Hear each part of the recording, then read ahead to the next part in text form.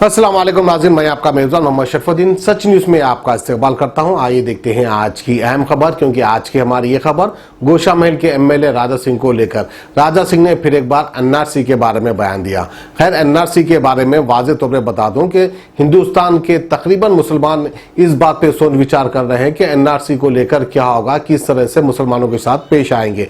खैर, कोई कुछ नहीं कर सकता, अल्हम्दुलिल्लाह अल्लाह का फजलो करम रहेगा।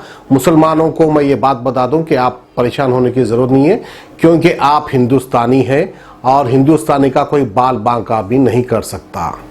ये खास करके उन लोगों के लिए है जो कि रोहिंग्या मुसलमान कहकर अब बर्मा से जो मुसलमान यहाँ पर आए हैं, जो परेशान हाल में हैं, वो मुसलमानों को हिंदुस्तान के कुछ मुसलमान मदद कर रहे हैं, उनको राशन दे रहे हैं, उनको कपड़ा दे रहे हैं। खैर, उनकी ये मदद को लेते हुए हिंदुस्तान के मुसलमानों पर यह गलत इल्ज़ाम आयद कर रहे हैं कि मुसलमान यहाँ के उनको आधार कार्ड बना के दे रहे हैं, उनको यहाँ की नेशनलिटी के कार्ड्स बना के दे रहे हैं। इस तरह की बात हो रही है, मगर ऐसा कुछ नहीं है। हम सिर्फ कलमा गो होने के नाते एक मुसलमान दूसरे मुसलमान की मदद कर रहा है, जो कि बिल्कुल हक पे है और सही है, कर सकते हैं। लेकिन कार्ड वार्ड वगैरह तो हम नहीं बनाएंगे, क्योंकि हुकूमत का काम है। बहरहाल, राजा सिंह ने इसी के ताल्लुक से कहा कि एनआरसी को लेकर के रोहिंग्या के मुसलमान तेलंगाना में नहीं बल्कि हिंदुस्तान भर में आकर बस गए हैं, उनके लिए सख्त से सख्त कदम उठाए, इस तरह से कह रहे हैं अमित शाह जी को। वैसे खैर, राजा सिंह बोले तो भी हमारे अमित शाह कदम उठाएंगे, राजा सिंह नहीं बोले तो भी हमारे अमित शाह कदम उठाएंगे। बहरहाल, ये उनकी हुकूमत है, वो जो चाहे कर सकते हैं। लेकिन मैं हिंदुस्तान के मुसलमानों को ये बात वाज़ेह तौर पर बता दूं कि हमको ना डरने की जरूरत है, ना घबराने की जरूरत है। हिंदुस्तान हमारा था, हमारा है और हमारा ही रहेगा। आइए देखते हैं राजा सिंह ने क्या कहा। नमस्कार मित्रों, एनआरसी द्वारा आसाम के गुवाहाटी में एक अंतिम सूची जारी कर दिया गया है।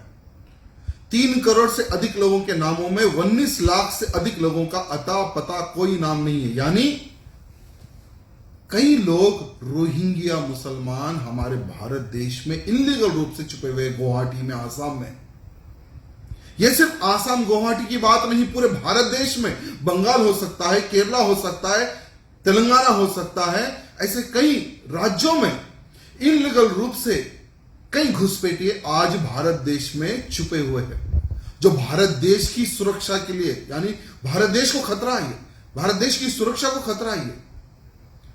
मैं हमारे गृह मंत्री अमित शाह जी से यह निवेदन करना चाहता हूं कि तेलंगाना में भी एनआरसी लागू होने की आवश्यकता है, क्योंकि तेलंगाना में जिस प्रकार से, जैसे बालापुर, कंचनबाग, ऐसे अनेकों क्षेत्र हैं जहां पर एमआईएम के सांसद असदुद्दीन ओवैसी का क्षेत्र है, वो एरिया है, वहां पर 8,000 से अधिक रोहिंग्या मुसलमान छुपे हुए हैं इलीगल रूप से।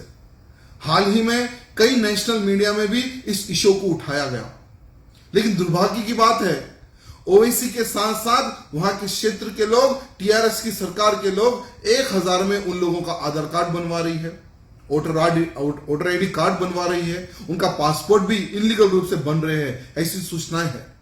मैं अमित शाह जी से यह निवेदन करना चाहता हूं कि तेलंगाना की सुरक्षा के लिए तेलंगाना में भी एनआरसी गठित करें, और जितने भी जो इलीगल रूप से जो रोहिंग्या मुसलमान जो छुपे हुए तेलंगाना में, कोने कोने से इनको खदेड़ कर तेलंगाना से ही नहीं पूरे भारत देश से बाहर हकाले।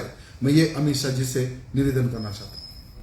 अब A1 टाउनशिप चिविला और मोइनाबाद के दरमियान मेन रोड से 1.3 किलोमीटर आबादी से लगा हुआ तमाम डेवलपमेंट के साथ, जहां आप अपना घर बना के रह सकते हैं, जो है बिल्कुल बिल्कुल बिल्कुल आबादी से लगा हुआ। 4 लाख में 100 गज का plot, drainage, electricity, footpath, BT road, college, bus stop जैसी तमाम सहूलियतें दस्तयाब हैं।